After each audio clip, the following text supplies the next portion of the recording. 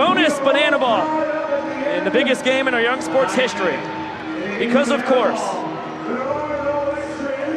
Heck of a job by Gillespie, as he earns the game-tying point in the 8th, sends us to showdowns with a scoreless 9th. Take a look at the rules here. Round 1, it'll be a pitcher and infielder versus the batter. The hitter needs an inside the parker to score a point for his side. If he hits an out of the park home run, his team wins immediately. And if we get to round 2, the fielder is removed. If we get to round 3, it'll be bases loaded, and the fielder's back out there on the infield grass. Yeah, and usually you see these two teams continue to ride the hot arms on the pitcher's mound. Hosley had a clean 9th inning. He will be the man who stays on the mound for the Bananas in round 1 of Showdowns, as the defender behind him will be the Bananas right fielder tonight, Reese Alexiadis.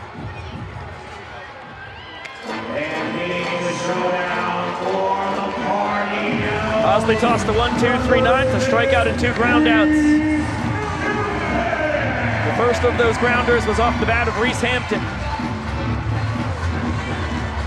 These two have had plenty of legendary battles across banana ball history in showdowns. The most notable, Reese with the only out-of-the-park home run in showdown history in Brockton, Massachusetts, back in 2023. Takes the changeup in there for strike 1.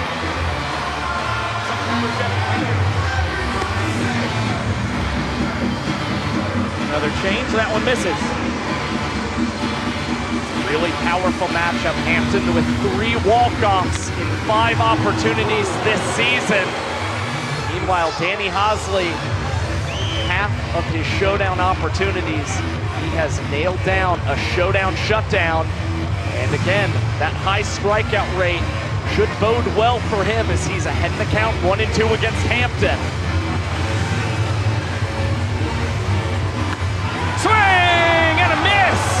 Hosley with a huge K as he earns the showdown shutdown. 7th of the season for Danny Do-It-All. Fired up coming off of that pitcher's mound. And again, with this ballpark favoring the left-handed hitters, you've got to imagine the Bananas are going to throw out a lefty of their own to bat in round 1 and see if he can claim a walk-off by hitting one over that 50-foot net. Thanks to the showdown shutdown from Hosley, the Bananas do not need an out-of-the-park home run. An inside-the-parker would walk it off and win this first ever banana ball game in an NFL stadium. Gillespie, who got the party animals here, has Chase Acuff as his defender on the infield grass, and is going to get a rematch with Robert Anthony Cruz, who he got to softly ground out to first on the only pitch that Rack saw in the bottom of the 9th. Cruz is 4 for 8 against Drew Gillespie this season. That is only in the first 9 innings of play. Has a walk-off in 2 opportunities this season as Gillespie has nailed down 3 shutdowns in 9 showdown opportunities. Cruz, a healthy swing and a miss. Got the changeup, did not connect. Fans on their feet here in the Big Guava.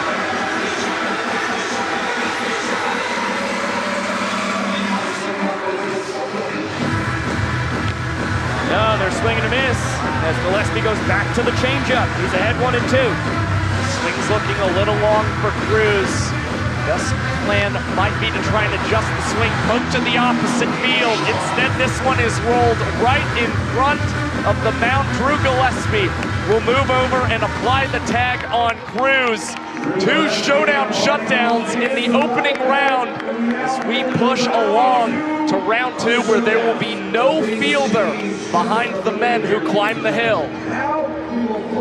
Well, what a job so far on the mound from Hosley and Gillespie. Danny will be back out there, trying to hold serve. This is normally where the party animals go to Jake Skoll, who has been unbelievable at this spot with no fielder. This is where the dimensions of Raymond James Stadium makes the showdown strategy very interesting. Normally you want a hard ground ball anywhere out there in the field. And with Skull's speed, you're gonna score. But with it only being 237 down that right field line, Hosley's got a tremendous arm. If you pull a hard grounder to that wall, Danny might be able to close the distance, and with a good throw, get Skull at the plate. What should still be recognized is that 10 of Jake Skull's 30 hits this season have gone to left field, a couple of them extra base hits as well. This is a man who has power to all fields, and he may take advantage of that rather than try and pull the ball. As you see, a mighty cut on his first swing, and Skull coming up empty. Behind 0-2, back-to-back fastballs blown by him. Not what he was expecting. Big says, it's gonna be rare you beat me on a fastball with 2 strikes. Hosley sticks with it! Blows the gas by him! Good morning, good afternoon, good night, nothing but heaters! Back-to-back Ks for Danny Do-It-All! And the first time we've seen Hosley with multiple strikeouts in showdowns since the 2023 World Tour. He is absolutely dialed in on that pitcher's mound. Great elevation there against Skull. You see him counting those pitches. Well, the game back in Drew Gillespie's hands. Normally the Bananas go to DR Meadows here. We still have Eric Jones Jr. and Dan Oberst who get a lot of showdown action offensively as well. And it looks like it's EJ.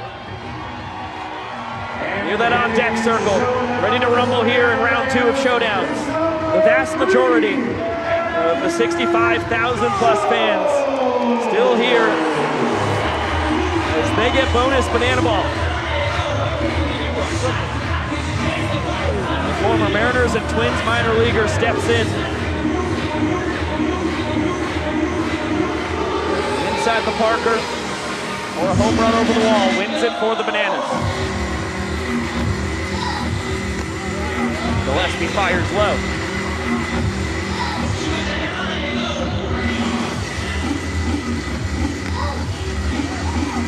That's a really nice front door bender to even up the count.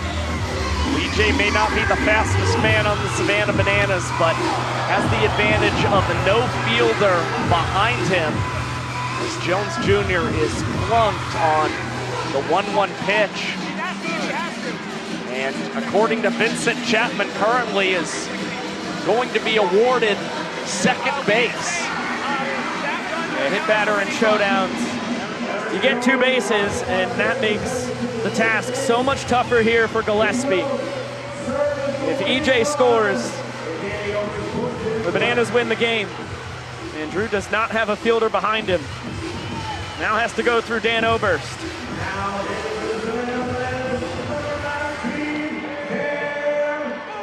The hometown hero, 1 for 3 on the night, trying to walk it off for the Bananas. Big swing and a miss, not connect on the curve. Gillespie needs a K. This is inside, ball and a strike.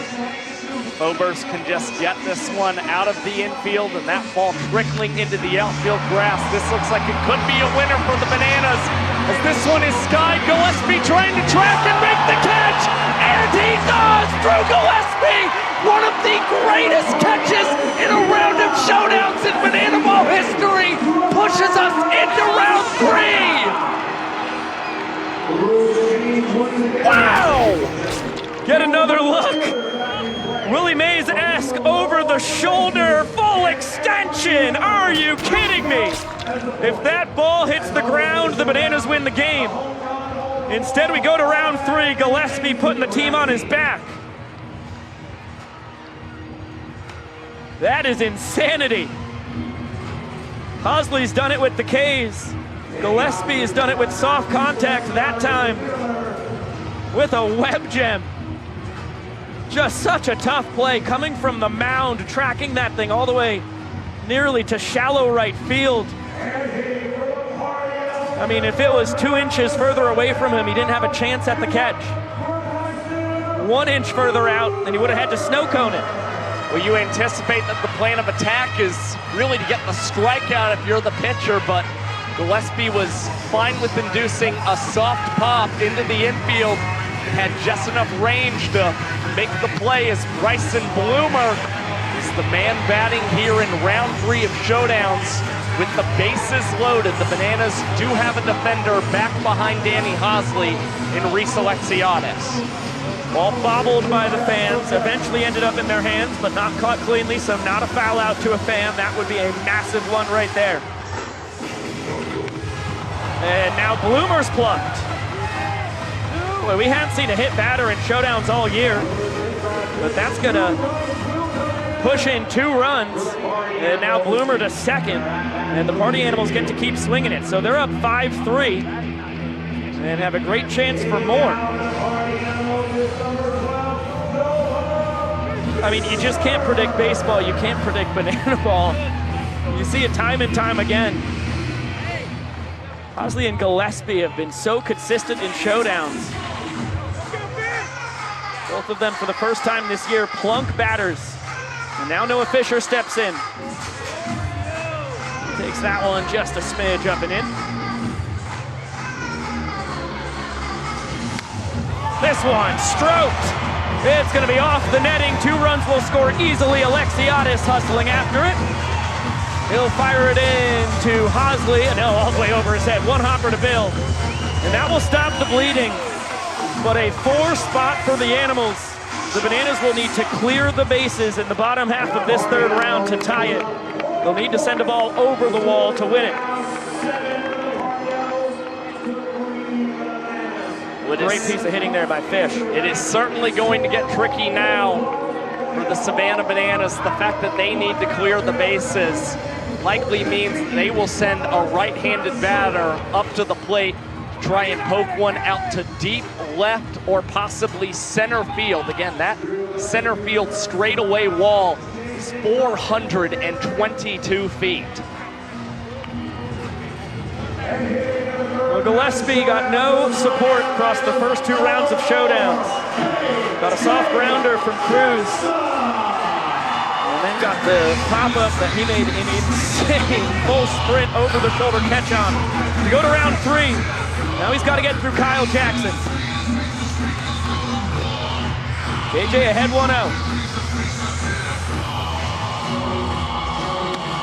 Big swing and a miss. Can't connect on a fastball. Gillespie sits in the low 90s with the gas. KJ able to hold up on that one.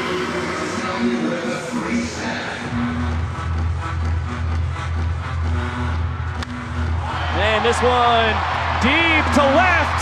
Acuff's got a long way to run as it falls and rolls nearly to the wall. Malachi Mitchell's gonna score. Kyle Jackson rounding 3rd. Acuff kicked the ball when he tried to barehand it. KJ clears the bases, brings himself in, and we are tied at 7 going to round 4. Just when it was looking like possibly a battling decision for the Bananas to put in a left-handed batter, KJ Jackson produces, hitting that one out to the opposite field. He's one of those perfect blends of power and speed, and you saw it on full display as Acuff had a serious misplay in left field, slipping and kicking that ball away. Well, wild stuff. We go to the 4th round of Showdowns for only the 3rd time in banana ball history. We have never seen more than 4 rounds of Showdowns. Now Tanner Thomas will swing it with the bases loaded. Every round we see from here out, the bags are juiced. We saw no points across the first 2 rounds, with both squads bringing 4 in round 3. And Tanner's behind 0-1. Big swing and a miss. He's behind 0-2 after he can't connect on the change. Hosley recorded the punch out against Thomas in the 9th. He's hoping lightning will strike twice as he buries the Vulcan change in the dirt. And Thomas spits on that offering. 1-2. That one stroked down the right field line. It's gonna score at least 2. Skoll was on first. He's rounding third as Alexiadis gets to the ball, heaves it home, the throw on a hop. In time! What a play by Super Reese! Party Animals will challenge, but for now, it is just 2 runs across for the Animals. Will all of these teams, or both of these teams, get a challenge in Showdowns? The Party Animals wisely going to use it here as Vivacis and company clearly thought Skoll scored ahead of Bill Leroy's tag. We've got a minute to decide. Let's bang, bang, there's no doubt about that. Pretty good angle we've got here.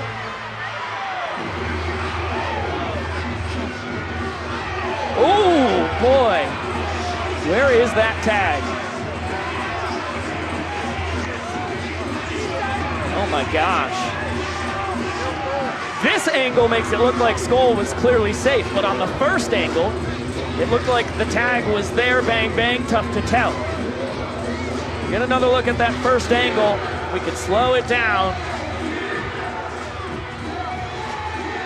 Wow. The question looking at seconds. One of those last frames was, did Skoll get the foot in before the tag? I would overturn it. Another look real quick, here we go. Looks like the foot got in. There. I think he's safe. 3 points there for the Animals. Correct, call is overturned. Unbelievable stuff, what a sneaky snag there. Sneaky slide there by Skoll. After further review, the ruling on the field is overturned. Runner is safe. Vincent Chapman not happy with the call. And now Tanner Thomas is saying that I touched home plate and was never tagged out. So is it actually 4 points for the Party Animals? Well, the challenge was almost used, which interrupted Thomas's opportunity to score. Correct. So, in my opinion, I don't believe the Party Animals can take advantage of that after the fact. I think you just have to grant them their 3 points in that situation. Yeah, feels like a dead ball situation there. Exactly.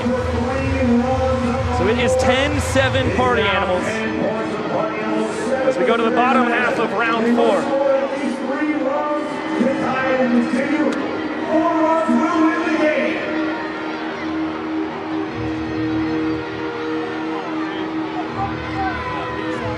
Drew Gillespie back out there.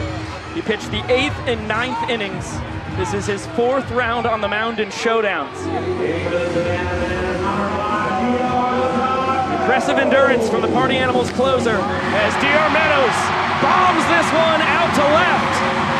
Malachi Mitchell was on first. He represents the tying run. He's gonna score. The doctor reaching third as Gillespie gets the relay. He fires it home. Cosgrove with a clean reception. DR tries to slide under the tag, and now the Bananas are gonna get to challenge. Boy, Cosgrove made that a lot closer than it should have been. He waited for DR. We've seen this before. Shades of Dan Ober sliding home in the 2022 Summer Series. Now we have a challenge that could win the game for the Bananas if this call is overturned. There's Cosgrove waiting. Oh my goodness.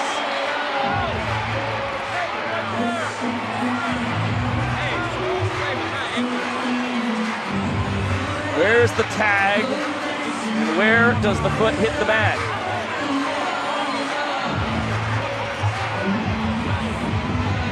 Does he get him on that arm on the side? It's tight. Ball's in the hand. Okay, so we're not even looking at the glove. Ball's in the hand. Oh my goodness, DR might be safe. Look at this. Look at this. Oh, it is tight. Oh my gosh. Oh man. I think we need to see that other angle.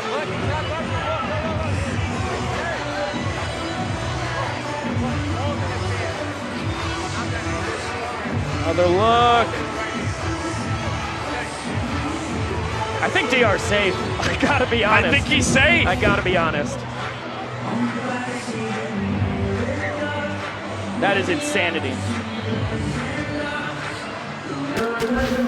Further review. The ruling on the field, safe. Oh my God. Back-to-back calls overturned at home plate on challenges from the Party Animals and the Bananas, both of them as close as you could possibly call. And two sneaky slides for Jake Skoll and DR Meadows. DR's being the game winner. What a way for the Bananas to win the first ever Banana Ball game in a football stadium. Well, we continue to say it. Showdown after showdown, this might have been the wildest game that included showdowns in Banana Ball history. The Bananas come out victors 11-10 over the Party Animals. They not only jump ahead in the season series, but they claim the Sunshine State as well against the boys in black and pink. And they get to dance in the middle of it all.